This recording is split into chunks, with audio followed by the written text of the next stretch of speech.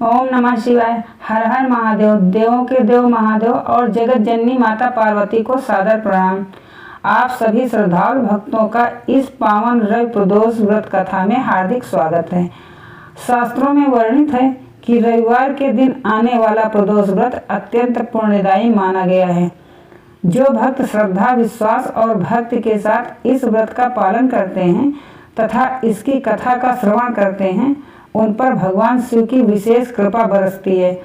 आइए सच्चे मन से भोलेनाथ का स्मरण करें और रवि प्रदोष व्रत की पावन कथा का शुभारंभ करें। हर हर महादेव।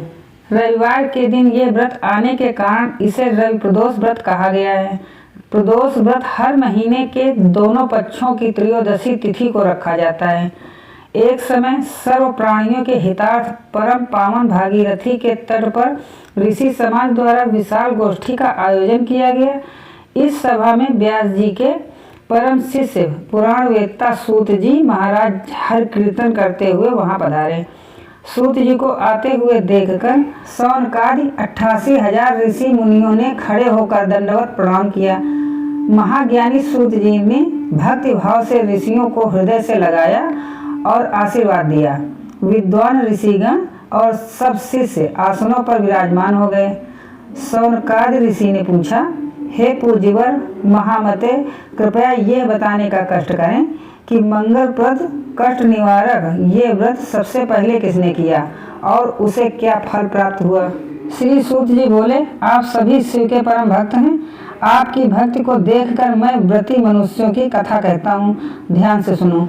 रवि प्रदोष व्रत की कथा के अनुसार एक गांव में अति दीन ब्राह्मण रहता था। उसकी साध्वी स्त्री प्रदोष व्रत किया करती थी। उसे एक ही पुत्र रत्न प्राप्त था। एक समय की बात है, वो पुत्र गंगा स्नान करने के लिए गया। दुर्भाग्यवश मार्ग में चोरों ने उसे घेर लिया और वे कहने लगे कि हम तुम्हें मारेंगे नहीं, तुम अपने पिता के गुप्त धन के बारे में हमें बतला दो। बालक दीन भाव से कहने लगा कि बंधुओं, हम अत्यंत दुखी दीन हैं, हमारे पास धन कहाँ है। तब चोरों ने कहा कि तेरे इस पोटली में क्या बंधा है।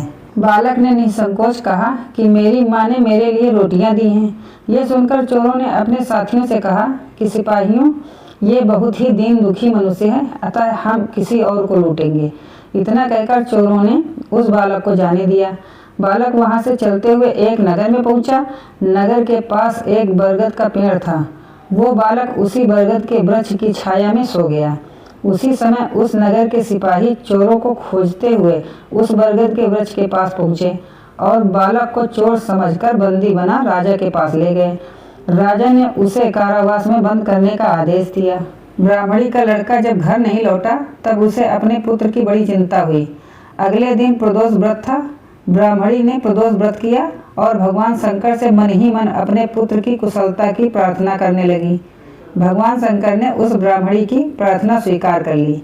उसी रात भगवान शंकर ने उस राजा को स्वप्न में आदेश दिया कि वो बालक चोर नहीं है, उसे प्रातःकाल छोड़ दें, अन्यथा उसका सारा राज्य वैभव नष्ट हो जाएगा। प्रातःकाल राजा ने शिव जी की आज्ञा अनुसार उस बालक को कारावास से मुक्त कर दिया। बालक ने अपनी सारी कहानी राजा को सुनाई। सारा वृत्तांत सुनकर राजा ने अपने सिपाहियों को उस बालक के घर भेजा और उसके माता पिता को राज दरबार में बुलाया। उसके माता पिता बहुत ही भयभीत थे। राजा ने उन्हें भयभीत देखकर कहा कि आप भयभीत ना हों, आपका बालक निर्दोष है। राजा ने ब्राह्मण को 5 गांव दान में दिए, जिससे कि वे सुखपूर्वक अपना जीवन व्यतीत कर सकें। भगवान शिव की कृपा से ब्राह्मण परिवार आनंद से रहने लगा। अतः जो मनुष्य रवि प्रदोष व्रत को करता है वो सुखपूर्वक और निरोगी होकर अपना पूर्ण जीवन व्यतीत करता है तथा उसके जीवन में खुशहाली आती है। इसी के साथ रवि प्रदोष व्रत की पावन कथा पूर्ण होती है। भगवान शिव और माता पार्वती की कृपा आप सभी पर सदैव बनी रहे। आपकी सभी मनोकामनाएं पूर्ण हो, जीवन में सुख, शांति और समृद्धि का वास हो। हर हर महादेव। ओम नमः शिवाय।